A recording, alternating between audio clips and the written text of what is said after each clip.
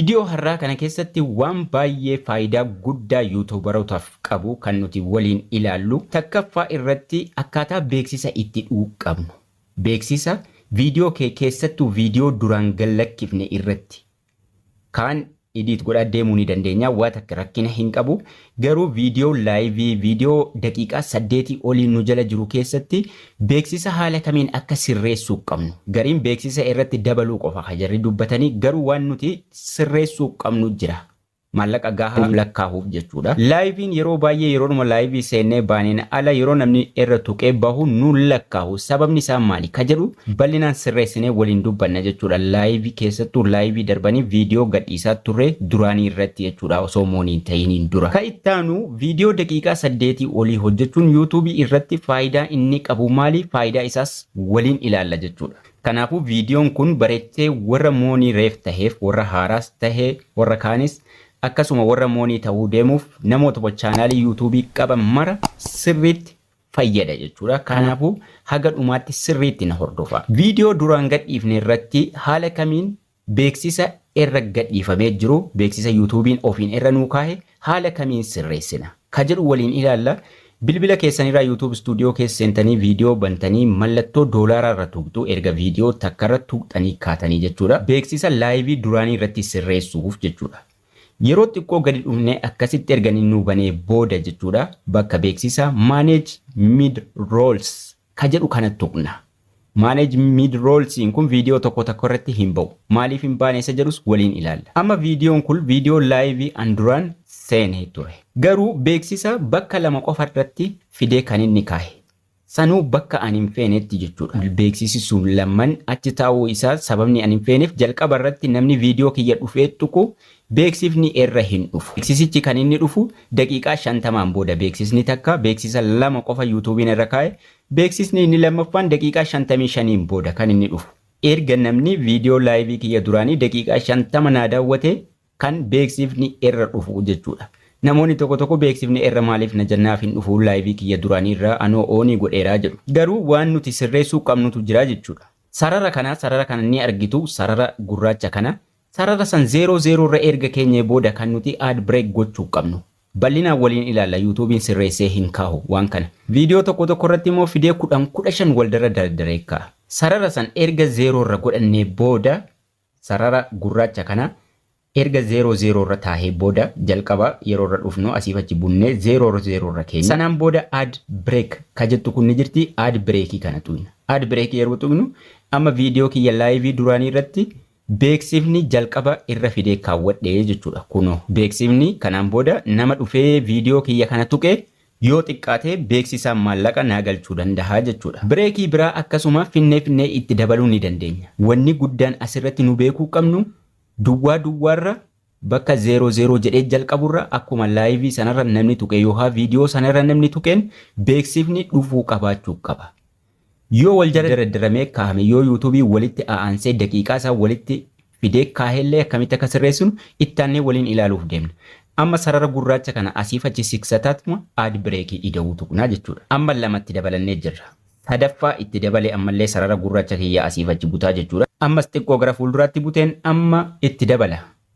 Itti daane ammallee duraan 2 ture amma 6 wayitiin geenye sarara gurraacha san bakka feenerra keenye haala naman dararreen haala beeksifni heddummaateen naman dararreen finnee irra kakaawwannaa jechuudha. Garuu wanni guddaan isii jalqabaa sun 00 irra beeksifni jiraachuu qaba. Sanaan ala namni viidiyoo keenya irra tuqee beeksisa dafee hin argu jechuudha. Daqiiqaa 30 yookaan daqiiqaa 40 erga daawwate erga. Amma garuu daqiiqaa 16 irra duwwaa irra sa'aatii 1 irra sa'aatii 1 wayi daqiiqaa 7 irra irra kaa'een jira. Fedhu ammas bakka biraatti itti dabaluu feenaan sararuma gurraacha kana harkiseen ad break ka jettu mallattoo ida'uu tuqa itti ida'amaa jira jechuudha. Amma bakka feetan irra keessanii heddummeessuun bareedduu miti. Yoo heddummaatee akka namni seeraan viidiyoo san hin daawwanne godha jechuudha. Beeksifni wal duraa duubaan itti dhufe. Beeksifni heddummaachuu hin qabu garuu bakka taa'utaa kaa'amuu qabu irratti kaa'amuu qaba jechuudha. Viidiyoon laayiviin kun sa'aatiin isaa dheeraa waan ta'eef jennaan sa'aatiin isaa 2 oli beeksisa 10 beeksisa 5 yoo irratti hiine rakkina hin qabu garuu inni jalqabarraa bakki beeksifni irraa ka'u duwwaa duwwaarraa ta'uu qaba. Sanaan booda save godhan. Kana save erga godhannee duubatti deebinee viidiyoo addaa kan YouTube'n dogoggoraan beeksisa haala hin taaneen irratti hidhe waliin ilaalla. Viidiyoo keenya tokko irra tuqannee mallattoo doolaraa tuqnaa. Sanaan booda xiqqoo gadi buunee manage mind roll ka jedhu keessa seenna. Dogoggora YouTube asirratti ilaala. Heddummeessee jechuudha. Daqiiqaa xixiqqoodhaan daqiiqaa tokkoon daqiiqaa lama garaagarummaa daqiiqaa tokkootiin beeksisa osoo walirraan fageessin fidee kaa'e. Akka namni viidiyoocha seeraan hin daawwanne yeroo namni xiqqoo daawwate beeksisa, yeroo namni xiqqoo daawwate beeksisa. Beeksifni haala kanaan daqiiqaa tokkoon daqiiqaa lama wal jala buhee walitti aanee yoo dhufe daawwattoota viidiyoo keessan nama daawwatu ifachiisa jechuudha. Wal duraa duubaan beeksisni itti dhufe. Bakka kanatti yeroo ilaaltan beeksisa 20 oltu jira garuu gara jalqaba viidiyoochaa qofa gara xumuraarra hin jiru beeksifni. Fidee bakkuma takkatti walitti qabe.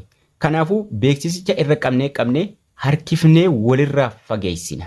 Bakka kenninaaf hafuura kenninaaf akka namni viidiyoo keenya daawwachuu hin ifannee jechuudha. Yoo xiqqaate beeksisa irratti daana kan immoo heddummaate akkana goonee irra qabnee siksinee facaafna.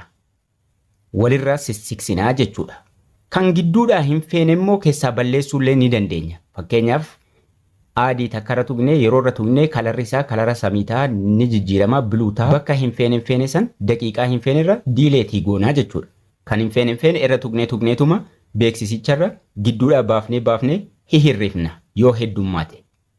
Heddummaatee haala nama ifachiisuun yoo heddummaatee kahamee jiraate jechuudha. Kun dogoggora YouTube'n ammallee deebisee uumuu jechuudha. Beeksisa walirraa bubbunnee bakka kennineefi yoo heddummaatee beeksisichumarra blookii beeksisicharra tuqaatuma bakka irra kaameerra diileetii gubbaarra goonaa jechuudha. Erga akkanatti keessaa hihirrifnee isa heddummaate wal jala heddummaate walirraa sissiksinee qajeelfannee booda jechuudha. Continue goonee immoo viidiyoo daqiiqaa 8 hojjechuun faayidaa inni qabu waliin ilaalla. Kana save goonee duubatti haa deebinu. Dogoggora YouTube'n beeksisa irratti uumu lama waliin ilaalleerra inni sadaffaa viidiyoo daqiiqaa 8.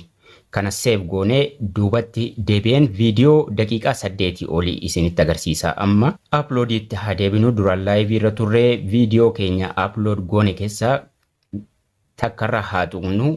Mallattoo doolaaraa tuqannee xiqqoosii gadi siqnee sanaan booda manage mind roll ka jettu kun ni jirti. Viidiyoo daqiiqaa 8 olii irratti malee hin banamu wanni kuni amma ani bakka 5 kaaheen jira ni heddummaatee viidiyoochi daqiiqaa 14 daqiiqaa sun 8 gadi yoo ta'e beeksisa bakka feenerra kaa'uu hin dandeenyu. Garuu ka jalqabaa kana wanni guddaan viidiyoocha yeroo namni dhufee irra tuqe jalqabarra beeksifni jiraachuu qaba. Viidiyoo daqiiqaa 8 gadi yoo ilaaltan garuu beeksisa ofii keenyaa bakka feenerra kaa'uu hin dandeenyu jechuudha. Viidiyoo amma daqiiqaa 7 sekondii 30 kuni yoo irra tuqnee gadi deemnee ilaalle cufaadha bakki silaa beeksisa irratti hidhachuu danda'an. Kanuma YouTube'n ofii irra nu kaa'e malee nuti kabiraa finnee filannee irra kaa'uu hin dandeenyu.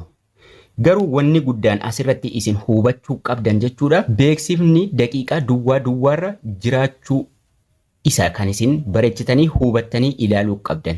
Sanaan ala daqiiqaa 50 booda irra kaa'a ali YouTube'n cirraasha irra hin kaahu duwwaarra isin jalqabdu kun bireekii kana ilaaltanii harkiftanii duwwaarra kaa'u. Sanaan booda save godha duubatti deebitanii keessattuu live seenaa duraan seenaa turtan sirriitti hubattanii ilaaluu qabdu. Sirriitti takka faa beeksifnuu irra hin jiruyyuu beeksisa irratti hin mul'atu. Amma kuni heddummaatee jira walirraa harkifnee geessinee bakka adda addaa kaa'u. Yoo heddummaate immoo irra tuqaa diileetii gochuu keessaa hir'isuu jechuudha. Garuu kan isin xiyyeeffachuu qabdan ammallee irra deebi'ee isinitti hima. Duwwaa irra yeroo namni viidiyoo irra tuqe akka beeksifni irra dhufuuf daqiiqaa duwwaarra beeksifni jiraachuu qaba.